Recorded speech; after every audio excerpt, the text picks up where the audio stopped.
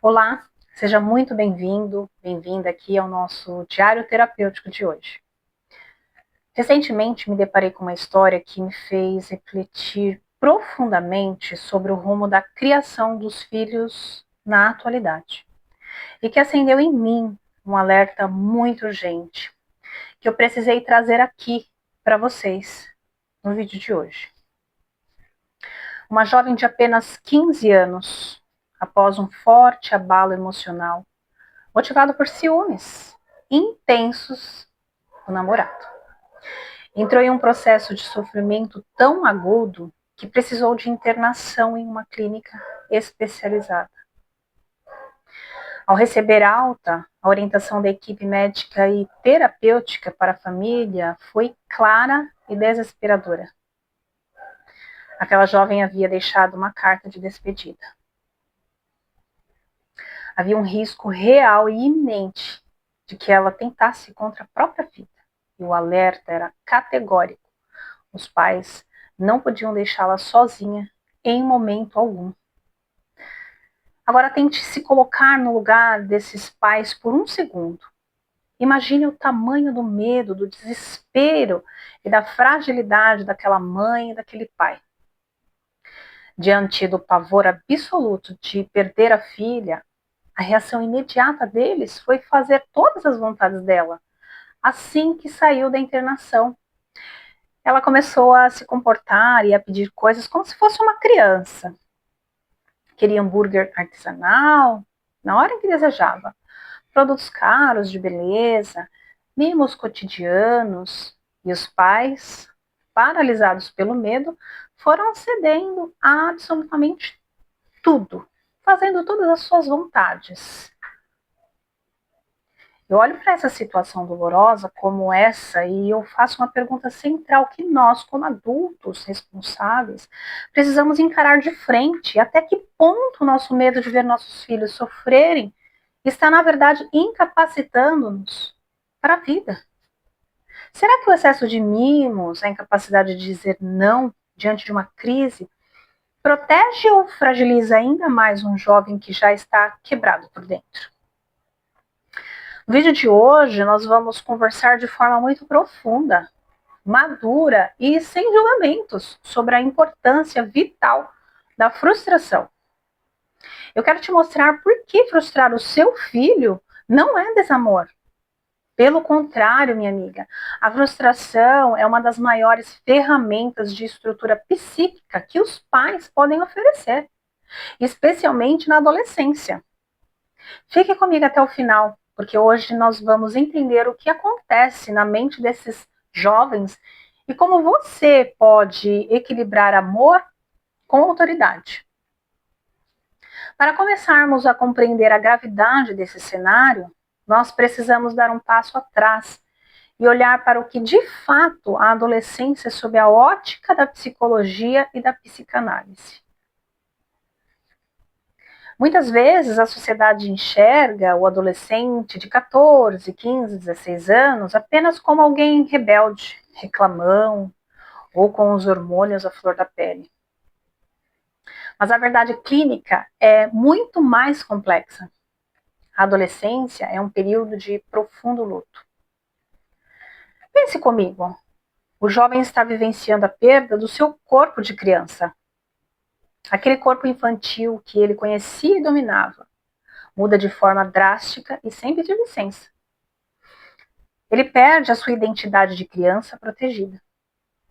Ele perde aquele lugar confortável onde todas as dores do mundo eram resolvidas com um beijo da mãe ou com um colinho do pai.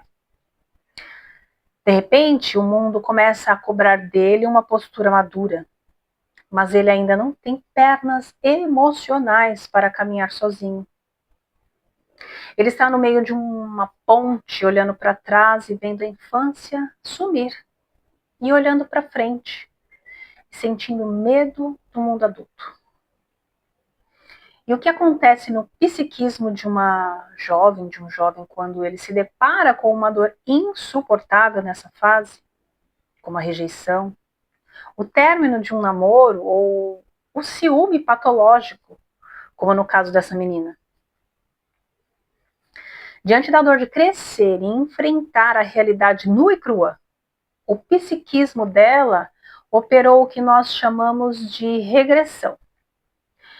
Ela voltou voluntariamente para a fase em que as coisas eram fáceis, a infância. Porque ela começou a pedir hambúrguer artesanal e cremes de marcas renomadas de forma insistente logo após sair da clínica. Porque no inconsciente dela, aqueles objetos representavam o colo que ela sentia falta. Se eu peço e meus pais me dão imediatamente, eu volto a ser o bebê deles. Eu não preciso crescer. Eu não preciso lidar com a rejeição do namorado. Eu volto a ser a criancinha mimada, cuja única preocupação é o próximo brinquedo ou o próximo lanche. O grande problema é que os pais, movidos por um medo legítimo e desesperado de que a filha fizesse algo contra si mesma, aceitaram essa dinâmica. E ao aceitarem, eles validaram essa regressão. Em vez de ajudá-la a dar o passo doloroso, mas necessário, em direção à maturidade, eles a mantiveram aprisionada na infância através do consumo. Nessa fase de transição, quando o jovem sente esse vazio do luto infantil, ele busca desesperadamente por sua tribo fora de casa. Ele precisa se desgarrar dos pais para descobrir quem ele é. E se os pais não sabem apoiar esse processo com uma mistura exata de amor e autoridade, o adolescente deposita no namorado, no grupo de amigos ou no número de curtidas nas redes sociais toda a sua razão de existir. O outro vira o seu oxigênio. E se essa tribo falha, se o namorado dá um sinal de afastamento, o mundo desse jovem desaba por completo. Porque ele não construiu uma base interna sólida. Ele colocou a sua vida inteira nas mãos de outro adolescente, tão confuso quanto ele. Nós precisamos olhar também para o cenário cultural em que estamos inseridos. Porque os pais de hoje têm tanta dificuldade em sustentar um não. Porque é tão difícil ver um filho chorar de frustração. Em primeiro lugar, existe uma culpa parental esmagadora que ronda a nossa geração. Os pais trabalham muito, passam o dia fora, estão cansados, lidando com as pressões financeiras e emocionais da vida adulta. Quando chegam em casa, a última coisa que desejam é entrar em um embate com o filho adolescente. O sim fácil, o presente, o lanche comprado por aplicativo, viraram uma moeda de troca para aplacar a culpa de não estar tão presente quanto gostariam. É um anestésico para o coração dos pais. Além disso, nós vivemos na era da dopamina barata e do imediatismo. Tudo hoje é resolvido com um clique. Se o jovem quer assistir a algo, tem o streaming. Se quer uma comida, tem o delivery. Se quer falar com alguém, é instantâneo. A sociedade moderna vende a ilusão de que sofrer é proibido, de que a felicidade é uma linha reta e constante. Mas a real vida, a vida que espera esse jovem logo ali na esquina, não funciona assim. A vida real exige tempo de espera, envolve rejeições profissionais e afetivas e diz não de forma muito dura. Quando o adolescente que nunca foi frustrado em casa bate de frente com a realidade do mundo, o choque é traumático. Eles não desenvolveram o que nós terapeutas chamamos de músculo emocional para suportar a contrariedade. Eles quebram na primeira tempestade porque foram criados em uma estufa de vidro. E aqui eu quero falar diretamente ao coração daqueles pais que receberam um alerta clínico grave, como o caso da nossa história. É perfeitamente compreensível que o mundo paralise você. O medo de perder um filho é a maior dor que um ser humano pode cogitar. Mas preste muita atenção nisso. O monitoramento, a vigilância e o cuidado com a integridade do seu filho não podem ser confundidos com a submissão aos caprichos dele. Vigiar com amor é uma coisa, curvar-se a desejos materiais e mimos para evitar que o filho se ire ou se frustre é dar ao adolescente um poder que ele não tem maturidade psíquica para carregar. Você entrega o controle do barco na mão de quem está no meio de um surto. E isso, longe de proteger, aumenta a angústia crônica do jovem.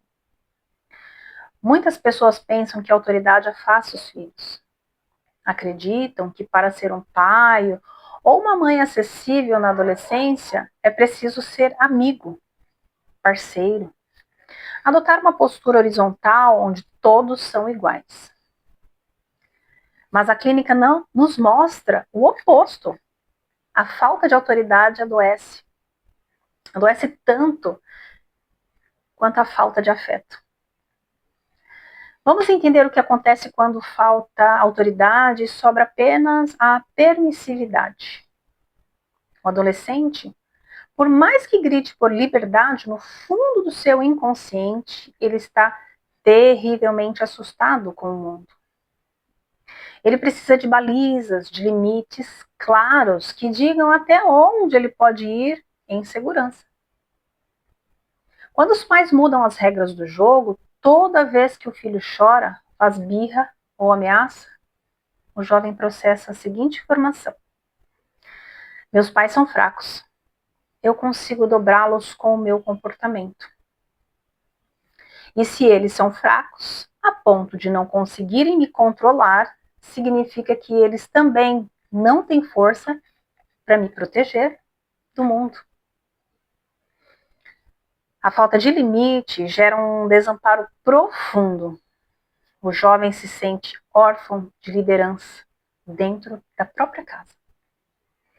E esse desamparo muitas vezes se manifesta na forma de crises de ansiedade severas e na necessidade de controlar o ambiente externo. O que explica, por exemplo, o ciúme doentio nas relações amorosas. Como ele não sente que tem uma base firme em casa, ele tenta controlar o parceiro ou a parceira de forma desesperada para não ser abandonado. Por outro lado, nós sabemos que o autoritarismo puro, aquele baseado apenas na força, no castigo violento e na falta de escuta, destrói as pontes de diálogo. O jovem se fecha, se isola e passa a esconder as suas dores, o que é igualmente perigoso. Qual é, então, o caminho da saúde mental? É a conjunção inseparável desses dois pilares: amor, que acolhe, e autoridade, que limita. Sustentar a frustração de um filho é um dos maiores atos de coragem e de amor maduro que um pai e uma mãe podem ter. Significa olhar nos olhos daquele jovem que está enfurecido ou chorando porque não conseguiu o que queria e dizer: meu filho, eu entendo que você queira muito isso agora. Eu entendo que você está triste, com raiva e frustrado. Eu acolho a sua dor. Mas a resposta continua sendo não. Quando você faz isso, você está ensinando uma lição de sobrevivência psíquica valiosíssima para ele. Você está mostrando que ele é perfeitamente capaz de sobreviver a um não. Você está mostrando que o mundo não acaba quando os desejos dele não são atendidos. É exatamente nesse espaço entre o desejo e a impossibilidade de realizá-lo que o ego do jovem se fortalece e a resiliência humana é construída. Se você está me assistindo, mãe, pai, agora, e se identificou com essa dificuldade, se você sente que tem pisado em ovos com o seu filho adolescente, por medo das reações dele, eu quero te propor 4 passos práticos e terapêuticos para reestruturar essa dinâmica na sua casa. Primeiro, valide o sentimento, mas segure firme o limite. Você não deve e não pode proibir o seu filho de ficar triste, bravo, frustrado. Desde que ele chore, desde que ele sinta a contrariedade. O seu papel como pai ou mãe não é evitar o choro dele, mas sim ser a parede firme onde ele bate, chora, mas a parede não sai do lugar. Seja o porto seguro, não a folha ao vento que se move de acordo com o humor deste adolescente. O segundo passo, não tente substituir a presença por compensações materiais. O hambúrguer, o produto de marca, de beleza, a roupa de grife, não vão preencher o vazio existencial provocados pelo luto da infância ou por uma decepção amorosa. O que preenche esse vazio é a escuta ativa. É o tempo de qualidade em que você desliga o celular, olha nos olhos do seu filho e simplesmente se faz presente, mostrando que ele é amado pelo que ele é e não pelo que ele consome. O terceiro passo, ensine o seu filho a tolerar o vazio e o tédio. Hoje os jovens não conseguem passar 5 minutinhos sem um estímulo visual ou sonoro. Estimule momentos em que a tecnologia saia de cena. Permita que ele lide com o ócio, pois é no silêncio e no tédio que nós aprendemos a olhar para dentro e a organizar a nossa própria bagunça mental. E o quarto passo, de extrema importância para casos de vulnerabilidade emocional ou riscos à integridade física, monitore com presença ativa e nunca através da barganha. Se o seu filho está passando por um momento de sofrimento extremo, a vigilância é inegociável. Mas essa proteção deve ser construída através do vínculo, da conversa sincera, do acompanhamento profissional, com psicoterapeutas e psiquiatras, e jamais através de compra do silêncio ou da satisfação de caprichos materiais. Não transforme a dor do seu filho em um balcão de negócios. Para encerrarmos a nossa reflexão de hoje, eu quero falar diretamente ao seu coração de pai, de mãe, de cuidador. Não tenham medo de cara feia, do isolamento temporário ou da raiva dos seus filhos quando vocês sustentam um limite.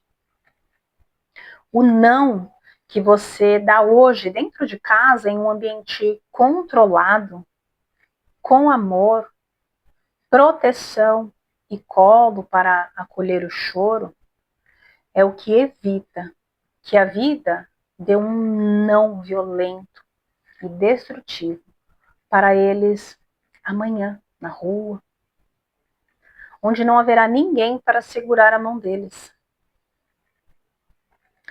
Criar filhos para o mundo dá um trabalho imenso. Dói na alma vê-los frustrados e chorando, mas esse é o preço e a beleza do amor maduro. Proteger não é evitar que eles caiam, proteger é ensinar a levantar. Se esse conteúdo faz sentido para você, se tocou em alguma ferida ou trouxe alguma luz para a criação dos seus filhos, eu te convido a deixar o seu relato aqui nos comentários. Como tem sido para você equilibrar o amor com a autoridade, nessa fase tão complexa que é a adolescência. Vamos continuar essa conversa aqui embaixo? Lembre-se de se inscrever aqui no nosso canal, curtir, compartilhar com outros pais e mães que você sabe que precisam ouvir essa mensagem hoje. Eu deixo aqui o meu abraço fraterno. Fiquem bem e até o próximo vídeo.